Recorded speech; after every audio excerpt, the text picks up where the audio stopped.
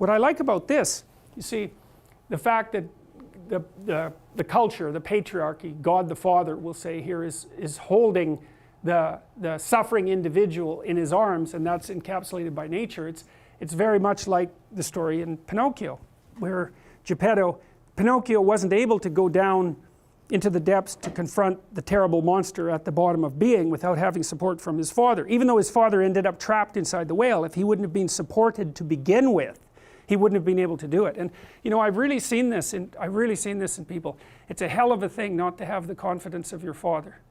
It's really, really hard on people. You know, if your father is someone who says to you, you can do it, I really believe that you can do it, I'll support you in what you're doing, I think that you can sort it out, and then acts towards you in that way, that's a gift that really almost no one else can provide you with. Mothers obviously provide, I think they provide the same kind of gift but earlier, you know, because the mother has to take care of the infant when the infant is just completely dependent.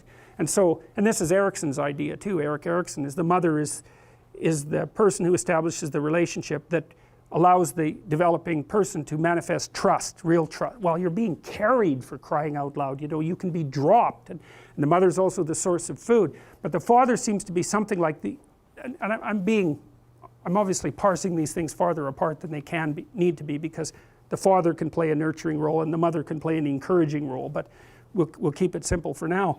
The father seems to be the thing that supports and encourages and says, well, yeah, you know, you're little and small and all of that, and you're subject to destruction and bullying and social pressure and all that, but I know you can do it. I know you can do it. And there's a force in that that's unbelievable, and people who don't have that have a hell of a time.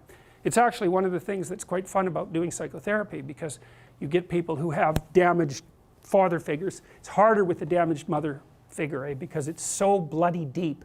You know, I had a client who I just thought she was a remarkable person, but her relationship with her mother was really disrupted, and it was really, really hard to, she told me it was like something had been torn out of her at an early age that couldn't be replaced. It's real, because you just can't be someone's mother, you know, it's really hard.